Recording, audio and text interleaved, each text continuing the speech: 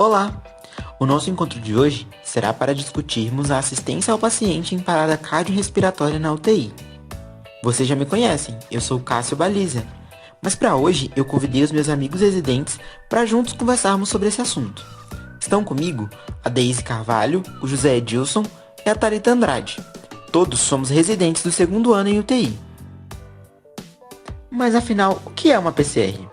PCR é definida pela Associação Americana do Coração como a cessação súbita da atividade mecânica do coração. Caracteriza-se por ausência de pulso e ausência de movimentos respiratórios. Muitas vezes nos deparamos com pacientes em parada cardiorrespiratória, sem uma causa evidente, e neste momento é importante descobrir a causa para reverter esse evento. O mnemônico conhecido para tentar descobrir a causa são os 5Hs e 5Ts, que contêm os principais mecanismos das possíveis causas da parada cardiorrespiratória. Então começaremos pelos 5Hs. A hipovolemia, que se caracteriza pela perda de volume sanguíneo, e logo depois temos a hipóxia, que é a falta ou diminuição de oxigênio necessário para manter a demanda do corpo. Logo após temos a acidose, devido ao excesso de hidrogênio. Em seguida vem a alteração do potássio, que pode ser hiper ou hipocalemia. E por último, hipotermia, que seria a temperatura abaixo de valores que não são compatíveis com a vida. Como parte dos 5Ts, nós temos o tamponamento cardíaco, que é a pressão exercida no coração pelo sangue ou líquido que se acumula no pericárdio. A tensão no tórax é representado por pneumotórax. Ele é entendido como a retenção e acúmulo de ar livre na parte interna da cavidade pleural. Tóxicos é representado pela intoxicação exógena. Tromboembolismo pulmonar, ou TEP, é definido como a migração de um ou mais coágulos das veias sistêmicas para o leito vascular pulmonar. E o infarto agudo do miocárdio, que é uma trombose coronária, é a necrose miocárdica resultante de obstrução aguda de uma artéria coronária. Você chega ao leito e percebe que algo está estranho. Como saber se o que está acontecendo é uma parada cardiorrespiratória? Se for um paciente previamente consciente, chame-o pelo seu nome e o sacuda com as mãos em ambos os ombros. Caso esteja fora da ventilação mecânica, observe também se o tórax do paciente apresenta movimentos respiratórios. Em sequência, cheque o pulso em localização central, preferencialmente em artéria carótida. A ausência desses 3 sinais representa que o paciente está em parada cardiorrespiratória. Lembre-se, a presença de pulso associada à ausência de incursões respiratórias pode representar uma parada respiratória. Chame por ajuda. Caso o paciente esteja sedado, devemos checar pulso e observar o ritmo cardíaco no monitor. Os ritmos de parada serão discutidos em instantes. É válido ressaltar que assim que identificamos uma parada, deve-se em primeiro lugar chamar por ajuda e pedir que tragam um carrinho de emergência para que seja possível uma assistência de qualidade. Quando o ritmo apresentado no monitor é a assistolia, aquele onde aparece apenas uma linha reta, devemos aplicar o protocolo cagada. Inicialmente, deve-se testar o funcionamento dos cabos e averiguar as conexões e encaixes. Em seguida, deve-se observar o ganho de onda do monitor, visando evitar que as ondas estejam invisíveis por estarem com um ganho reduzido. Por fim, deve-se verificar se a localização dos eletrodos no tórax do paciente está correta, além de visualizar as ondas do eletrocardiograma em 2 derivações diferentes. As paradas cardiorrespiratórias podem acontecer em diferentes ritmos. Em 2 deles, o tratamento consiste na aplicação do choque com um desfibrilador. E existem 2 que são tratados com a reanimação cardiopulmonar e com o uso de drogas. Os 2 ritmos não chocáveis são a atividade elétrica sem pulso e a assistolia. No primeiro, é possível visualizar uma atividade elétrica que chega ao coração através do eletrocardiograma, contudo, não se tem atividade mecânica, ou seja, não existe contração do miocárdio. O que se vê no eletrocardiograma está exibido na figura 1, porém não é possível realizar a palpação do pulso. A assistolia consiste na ausência total de atividade elétrica e mecânica do coração. O traçado é exibido na figura 2, onde vemos apenas uma linha reta. Os ritmos de parada cardiorrespiratória chocáveis ocorrem devido a alterações na condução elétrica do coração, sendo os principais a fibrilação ventricular e a taquicardia ventricular sem pulso. A fibrilação ventricular pode ser definida como atividade elétrica desorganizada que não é capaz de promover contração ventricular efetiva. A taquicardia ventricular sem pulso, por sua vez, pode ser definida como atividade elétrica organizada do miocárdio que não permite tempo suficiente para preenchimento ventricular e não gera fluxo significativo de sangue ou pulso. O posicionamento correto para comprimir são os braços esticados, utilizar as bases das mãos no centro do tórax na metade inferior do externo, com o ombro na altura dos mesmos, utilizando como alavanca. Depois de aprendermos o posicionamento correto, iniciaremos a técnica para a reanimação eficaz. A técnica deve ser as compressões de 100 a 120 por minuto, uma ventilação a cada 6 segundos em pacientes intubados. Os profissionais devem ser trocados a cada 2 minutos para manter a efetividade das compressões. A profundidade deve ser de 5 a 6 centímetros, deixando o tórax retornar à posição inicial. Os ritmos de PCR chocáveis são tratados com desfibrilação precoce e o uso de algumas medicações, como vasopressor e antiarrítmico. A desfibrilação consiste na aplicação de corrente elétrica de alta energia para a reversão de arritmias cardíacas geradas pelo mecanismo de reentrada cardíaco. A desfibrilação é indicada no tratamento de fibrilação ventricular, taquicardia ventricular sem pulso e na reversão de taquicardia ventricular polimórfica. Para a realização da desfibrilação, as pás do desfibrilador devem estar devidamente alocadas e instaladas.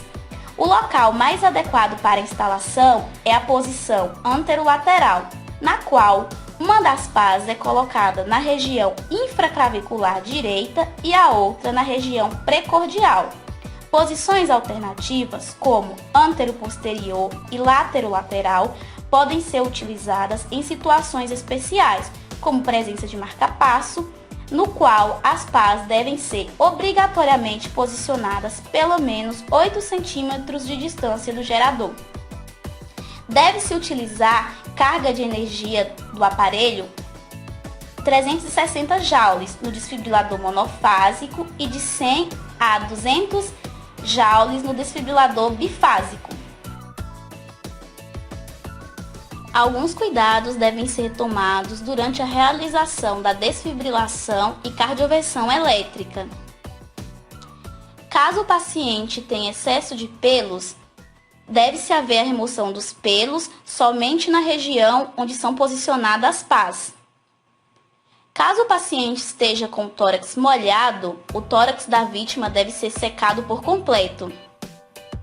Se o paciente estiver em uso de marca-passo ou cardioversor desfibrilador implantável, se esse estiver na região onde é indicado o local para aplicação das pás, afaste-as ou opte por outro posicionamento das pás, antero-posterior, por exemplo. Em casos de uso de adesivos de medicamentos, deve-se remover o adesivo se esse estiver no local onde são aplicadas as pás do desfibrilador. Seque se necessário. Durante a desfibrilação cardioversão, deve-se acionar o botão de sincronização antes da administração de cada choque. Selecionar o nível adequado de energia de acordo com a arritmia. Aplicar gel nas pás. Posicioná-las sobre o tórax do paciente, aplicando uma pressão correspondente a 13 kg. Solicitar e verificar o afastamento do operador e socorristas, pois existe o risco de condução da corrente elétrica, podendo causar graves complicações. Verificar a ausência de oxigênio em alto fluxo próximo ao desfibrilador, devido ao risco de formação de faíscas. Aplicar o choque elétrico mantendo as pás sobre o tórax por alguns segundos, principalmente durante a cardioversão elétrica, pois pode haver um pequeno atraso na administração do choque devido à necessidade de adequada sincronização. Na tela, podemos visualizar o fluxograma para a condução do tratamento de parada cardiorrespiratória em ritmos chocáveis. Quando a monitorização com desfibrilador manual revela um ritmo chocável, fibrilação ventricular ou taquicardia ventricular sem pulso, a prioridade deve ser a desfibrilação precoce, uma vez que aumenta o sucesso do prognóstico. Inicialmente, o profissional que identifica a parada deve chamar por ajuda, solicitar o carrinho de emergência e a presença do desfibrilador. O socorrista carrega o desfibrilador. Outro socorrista inicia as compressões torácicas até o dispositivo estar pronto para desfibrilar. Realiza-se prévio aviso para todos se afastarem e imediatamente realiza-se o choque. As compressões torácicas devem ser reiniciadas, sendo mantidas continuamente por 2 minutos, ao fim dos quais todos devem se afastar do paciente para que o ritmo seja reavaliado. Nesse momento de pausa para análise do ritmo, que não deve exceder 10 segundos, os socorristas responsáveis pelas compressões devem se rodiziar a fim de manter a boa qualidade da RCP. Após o primeiro choque, procede-se a RCP por 2 minutos, seguida de checagem do ritmo no monitor. Se apresentar ritmo do tipo FV ou TV, caso persista, procede-se ao novo choque de alta energia, seguido por RCP durante 2 minutos. O momento para administrar o vasopressor não tem sido devidamente estabelecido pela literatura, devendo-se considerar seu início após o estabelecimento do acesso venoso. A administração precoce otimiza o fluxo sanguíneo do miocárdio antes do próximo choque. Em qualquer ritmo de PCR, a primeira droga a ser utilizada deve ser a adrenalina 1 mg a cada 3 a 5 minutos. Caso haja persistência da FV ou da taquicardia ventricular sem pulso, apesar da RCP, desfibrilação e vasopressor, inicia-se um antiarrítmico, podendo este ser amiodarona ou a lidocaína. Na figura à esquerda, vemos também o fluxograma do atendimento da parada cardiorrespiratória em ritmos AESP ou assistolia, que são ritmos não chocáveis. Quando identificamos o ritmo não chocável, a administração de adrenalina deve ser imediata. É válido lembrar que é necessário iniciar a reanimação cardiopulmonar o mais breve possível e que também a adrenalina deverá ser administrada a cada 3 a 5 minutos. Após a finalização do primeiro ciclo de compressões, é necessário checar novamente o pulso e o ritmo em que o paciente se encontra. Caso esse ritmo seja chocável, nós devemos seguir o fluxograma dos ritmos chocáveis. Caso o paciente permaneça num ritmo não chocável, devemos reiniciar a reanimação cardiopulmonar. É válido lembrar que precisamos tratar as causas irreversíveis dessa parada para que tenhamos um bom desfecho e que o paciente retorne à circulação espontânea. As principais drogas utilizadas na parada cardiorrespiratória são a adrenalina e a amiodarona. A adrenalina apresenta-se em ampola contendo 1 ml, que equivale a 1 mg da droga. Deve ser administrada por via endovenosa em bolos, seguida da administração de um flush contendo soro fisiológico a 0,9%. Esse fármaco é um potente inotrópico positivo, aumentando assim a força de contração cardíaca. A amiodarona apresenta-se em ampola contendo 3 ml e um total de 150 mg. A dose inicial deve ser de 300 mg por via endovenosa em bolos, seguida da administração de flush contendo soro fisiológico 0,9%. Se necessário, uma nova dose de 150 mg por via endovenosa pode ser administrada após 5 minutos da primeira administração.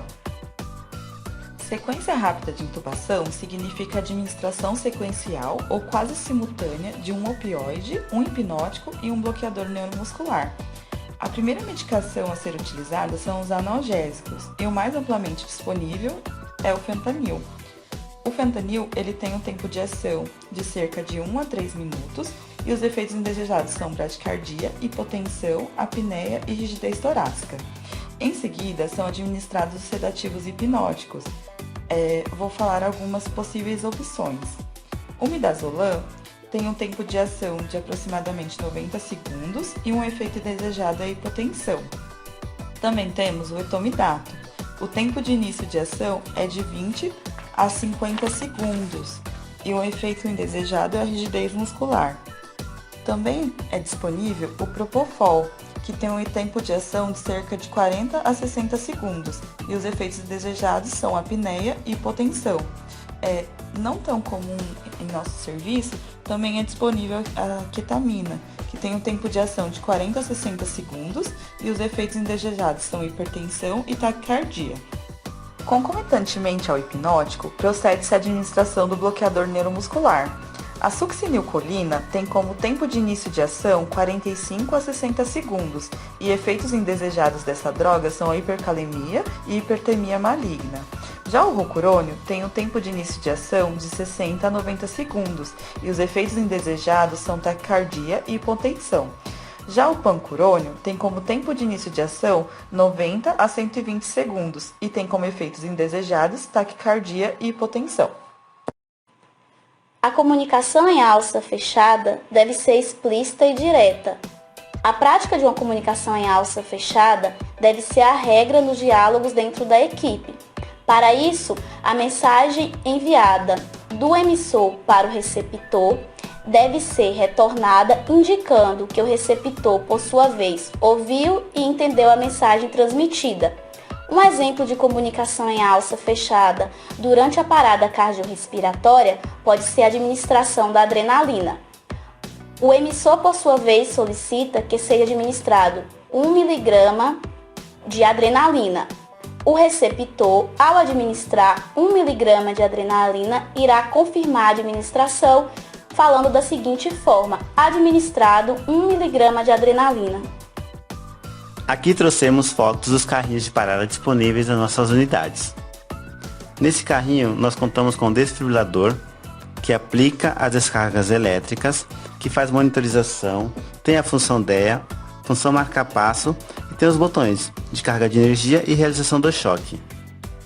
No carrinho a gente encontra também cabos de monitorização, eletrodos de geocondutor, prancha rígida e cilindros de oxigênio.